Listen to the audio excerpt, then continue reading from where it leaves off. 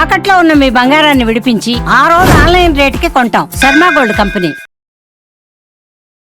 ఏంటి అప్పుడులాగా అక్క వదిన అట్లాంటివా? ఇప్పుడు అమ్మకు కూడా రెడీగా ఉన్నారా? అప్పుడు కూడా మదర్ క్యారెక్టర్లు చేశాను అది నేను. చేసినారు కొంచెం ఏ క్యారెక్టర్ అయినా ఒకే ఇంపార్టెన్స్ ఉండాలి అంటున్నా. అంతే. ఇదివరకు కూడా నేను దెబ్బలాడేదాన్ని. ఎవరైనా బ్రహ్మానందం వైఫ్ అని రాస్తే ఊరుకునేదాన్ని కాదు. బ్రహ్మానందం వైఫ్ ఏంటి, నా క్యారెక్టర్ ఒక పేరు లేదా, పేరు పెట్టండి, పేరు రాయండి డైలాగులో.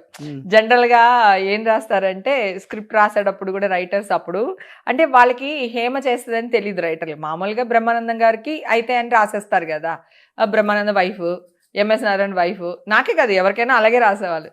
తర్వాత మార్పిచ్చా. ఆ వైఫ్ క్యారెక్టర్కి ఒక పేరు ఉంటుంది. అది హేమ అవ్వచ్చు, సుబ్బలక్ష్మి అవ్వచ్చు, ఏదైనా అవ్వచ్చు. అది రాయండి అనేదాన్ని. కానీ ఇప్పుడు ఆ నవ్వులాటగా కాకుండా సీరియస్ గా కూడా బాగా చేస్తారు మీరు. ఆ తల్లి రోల్స్ లో కూడా ఇంపార్టెన్స్ ఉన్న ఎమోషనల్ అదే చెప్పబోతున్నా. చాలా చాలా సినిమాలు చేశాను. అన్నయ్య సినిమాలో నేను సౌందర్యకి మదరు, మా ఆయన సారా తాగొచ్చి నన్ను కొట్టేస్తాడు. అవునవును. ఒక సీను చాలా ఈడ్చుకెళ్ళిపోతాడు జుట్టు అంతా పట్టుకొని, అట్లాంటి సీన్లు చేశాను. తర్వాత కొన్ని క్యారెక్టర్స్ అడుక్కునే క్యారెక్టర్లు చేశాను, చెప్పులు కుట్టుకునే క్యారెక్టర్లు చేశాను. విలన్గా చేయలేదు, వ్యాంప్ చేయలేదు. ఈ రెండు తప్ప ఆల్మోస్ట్ అన్ని క్యారెక్టర్లు చేశాను. కామెడీయే కాదు, చాలా సీరియస్ క్యారెక్టర్స్ చేశాను నేను. బట్ మళ్ళీ ఇండస్ట్రీ మిమ్మల్ని పిలవాలి, గుర్తించాలి. డెఫినెట్ మళ్ళీ ఇప్పుడున్న డైరెక్టర్స్ కూడా హేమ గారు మళ్ళీ వస్తున్నారు ఇండస్ట్రీకి, డెఫినెట్ గా మనం మంచి క్యారెక్టర్స్ చేపించవచ్చు. ఎందుకంటే కొన్ని వందల సినిమాలలో డిఫరెంట్ రోల్స్ లో చూసాం మిమ్మల్ని. అవును. ఒక్కసారిగా వీళ్ళందరూ ఖాళీగా ఉంటున్నారు, లేకపోతే సినిమా ఆఫర్స్ రావట్లేదు, దీనివల్ల కొంత డిప్రెషన్ కూడా ఉంటుంది మనిషికి. ఉండొచ్చు. షూటింగ్, మేకప్, ప్యాకప్ విన్నోడు ఇంట్లో ఖాళీగా ఇల్లు తుడుచుకుంటా, వంట చేసుకుంటా, లేకపోతే ఈ పార్టీలకు వెళ్తా ఉండలేం. అవును, కష్టం. షూటింగ్ చేసి వస్తే హెల్దీగా ఉంటారు. అవును, ఇంకా బాగుంటారు. డెఫినెట్ గా హెల్త్ తో పాటు వెల్త్ కూడా కదా, రెండు ఉంటది. కానీ బాగా మెయింటైన్ చేస్తున్నారు. ఏంటి ఫుడ్ ఏం తీసుకుంటారు? Thank you. నేను పెట్టడం ఇష్టం నాకు, తినడం కంటే కూడా. కానీ తింటా, బాగా తింటా. కారం 53 ఉంటాయి మీకు ఇప్పుడు 52 అయినా బాగా మెయింటైన్ చేస్తున్నారు కదా. Thank you. Morning breakfast idli dosa అన్ని ఇడ్లీ దోశ అవే తింటాను, నాకు వేరే అన్ని తినలేను అంత.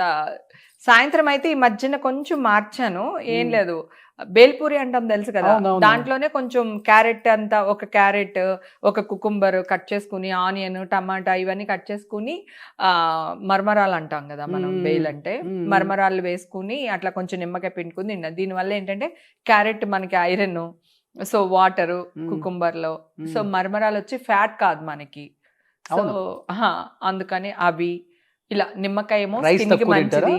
అంటే evening time, night dinner skip చేసి ఇట్లాంటి ఏదో ఒకటి మేనేజ్ చేస్తున్నాను. డేలో నా ఇష్టం, ఆఫ్టర్నూన్ నా ఇష్టం. కానీ నా ప్రాబ్లం ఏంటంటే ఒక ముక్కే ఫిష్ తినగలుగుతాను, ఇంతే అన్నం తినగలుగుతాను. అంటే నేను తినలేను బేసిక్గా, అలా అలవాటు అయిపోయింది చాలా సంవత్సరాల నుంచి.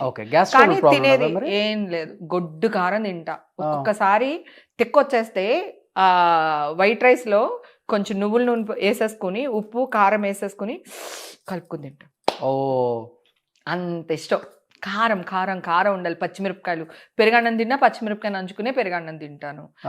ఒకవేళ పప్పుచారు అవన్నీ చేసామనుకో, ఆ మజ్జిగ మిరపకాయలు, ఒడియాలు వేసుకునే తింటాను. ఆవేశం మీకు? నాకేం ఆవేశం ఉండదు, నన్ను ఎవడు గోక్కూడదు. నేను నీ జోలికి రాలేదుగా, నువ్వెందుకు వస్తావురా అంట, అంతే. అది నేను ఎందుకు వెళ్తాను? నువ్వు నన్ను ఏదోటి అంటే నేను వెళ్ళి కంప్లైంట్ ఇస్తాను. నిన్ను ఇప్పుడు అవతల నన్ను డాష్ అంటే నేను అనలేను. సో నాకు న్యాయం కావాలి, న్యాయానికి వెళ్తా. నువ్వు నా జోలికి రాక నేను నీ జోలికి రా. బయట చూసే వాళ్ళకేమో వేరేలా కనపడుతుంది, ఆర్టిస్ట్ కావటం కాదు కదా. ఆర్టిస్ట్ కాదు, ప్రాబ్లం ఎక్కడ వచ్చిందంటే చూసే విధానంలో ఉంటుంది. నేను చెప్తున్నా అదే కదా, చూసే విధానం. వాడు కనిపించాడు. ఇప్పుడు ఆల్రెడీ నన్ను ఎవడో ఒకడు పించేస్తాడు కదా, వాడు కనిపించాడు. నేను వెళ్ళింది మీడియాలో వస్తుంది, నేను చేసా. నాకు ఈ మధ్య కాలంలో నేను లేడీ మెగాస్టార్ నన్ను అర్థమైపోయింది. నాకు నా మీద కొన్ని వేల ఫ్యామిలీలు బతికేస్తున్నాయి. యూనో, ఒకడు మంచిగా రాసి బతికేస్తున్నాడు, ఒకడు చెడ్డగా రాసి బతికేస్తున్నాడు. బతకడానికి నేను ఒకసారి వైరల్ అయింది అది. అవును, దీనికోసమే. ఎవడో మీకు రాంగ్ మెసేజ్లు పెడుతున్నాడని చెప్పి మొన్నే ఆ కేసు రీసెంట్ గానే క్లోజ్ అయిపోయింది. అది ఉందంట, నాకు కూడా తెలీదు. మన కానిస్టేబుల్ ఫోన్ చేశాడు, మేడం ఇంకా ఏంట్రా ఇన్ని సంవత్సరాలు ఇంకా ఏమని పెట్టాడు అసలుకి? వాడా ఒక్కడి కార్లే, వాడు ఇష్టం వచ్చినట్టు పెట్టాడు. అసలు నాకు ఎలా ఉంటదంటే, బూతులు కాదు, రా నేను పెళ్లి చేసుకుంటాను, లేపుకెళ్ళిపోతాను, ఇట్లా పెట్టేవాడు. అర్ధరాత్రి 1 గంటకి 2 గంటలకి ఏం చేస్తున్నావే, అసలు వే అంటేనే నా వెళ్ళేది. అంటే నన్ను హేమని నన్ను అంటావా వైఫై లాగా డగడగడగడగడగడని తిరిగేది. కానీ ఫస్ట్ అప్పుడు చాలా మంది ఆడపిల్లలకి ఇలాగే మెసేజ్లు వస్తే ఎవరికి చెప్పేవాళ్ళు కాదు. అప్పుడు నేను బయటకు వచ్చి నేను చెప్పిన తర్వాత చాలా కేసులు బయటకు వచ్చారు, చాలా మందిని మూసేశారు. అప్పుడు కొంతవల్ల మంచి జరిగింది మీ వల్ల 100%. తర్వాత మాఫింగ్ ఫోటోలు గుర్తుందా, ఇప్పుడు ఏఐ చేస్తుంది పాపం, అందరు అమ్మాయిల్ని గిగినీలో చూపిస్తున్నారు కదా, ఏఐలో వస్తున్నాయి ఇప్పుడు ఫోటోలు. అవి వేరే వాడు ఎవడో దుబాయ్లోనో అమెరికాలోనో ఉండి మార్ఫింగ్ చేసేవాడు ఫొటోస్. ఇగో మా అసిస్టెంట్ గారు ఉన్నాడు కదా, ఇళ్ళల్లా తిరిగితే ఏదో ఫోటో చూపించాడు, అందరు కలిసి చూస్తున్నాడు. కాదు, నాకెందుకో భగవంతుడి దయ వల్ల ఎవడు ఆ పనులు ఏమీ చేయలేదు. నాకు ఒక బ్యాడ్ న్యూస్ మీడియా వాళ్ళు వేశారు అంటే ఓన్లీ మొన్న జరిగిన ఇష్యూనే. నాకు ఈ రోజు వరకు ఒక్క రిమార్క్ లేదు, ఎవ్వరు నన్ను ఏమనలేదు. నేను మీడియా వాళ్ళని కూడా రిక్వెస్ట్ చేసింది ఏంటి, మీరు ఓకే పోలీసులు చెప్పారు ఏం జరిగిందో మీరు ఆ న్యూస్ కూడా వేశారు కదా, సిలవలు పలవలుగా వేసేసారు. నేనేమంటాను, ఇప్పుడు కొట్టేశారు కదా, ఈ న్యూస్ కూడా వేయండి అని రిక్వెస్ట్ చేస్తున్నాను అందరినీ. ఎందుకంటే మీడియా నాకు చాలా బలం. ఈ రోజు హేమ మెగాస్టార్ చిరంజీవి అంత గొప్ప దానిలాగా చూపిస్తున్నారంటే మీడియానే, లేకపోతే మిగతా వాళ్ళు ఎవరైనా చూపించమని చూపిస్తారా? సో నా మీద ఒక న్యూస్ వేస్తున్నాడు, అంత ఎఫర్ట్ పెడుతున్నాడు అంటే నేనేదో కొంత గొప్ప, నేను గొప్పదాన్ని, అందుకనే వాడు న్యూస్ వేసుకుని బతుకుతున్నాడు, రైట్? సో ఇలాగే అనుకుంటున్నాను నేను. ఇప్పుడు ప్రాబ్లం ఏంటంటే, నువ్వు నన్ను గోకుతావు నాన్న, గోకినోడు నువ్వు కనపడవు. అయితే నన్ను గోకేడు కదా, కనీసం ఏదైనా క్రీమ్ అన్నా రాసుకుందాము, పుండు పడకుండా చూసుకుందాము అనుకుంటాను కదా, ఇది కనపడుతుంది మచ్చ, ఊరంతా అది కనిపిస్తుంది, ఈ మచ్చ కనపడుతుంది. ఆడి గోకునోడు కనపట్లా, ఈ మచ్చ కనపడుతుంది. ఎందుకు?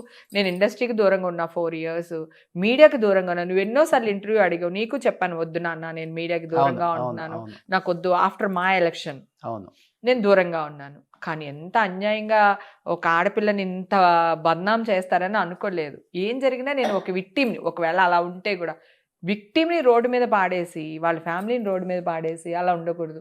సరే, కొత్త సంవత్సరంలో దేవుడు మనకి మామూలుగా ఇవ్వలేదు, కొట్టేశారు కేసు.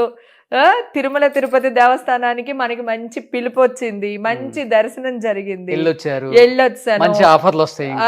డెఫినెట్ గా ఆఫర్స్ వస్తాయి.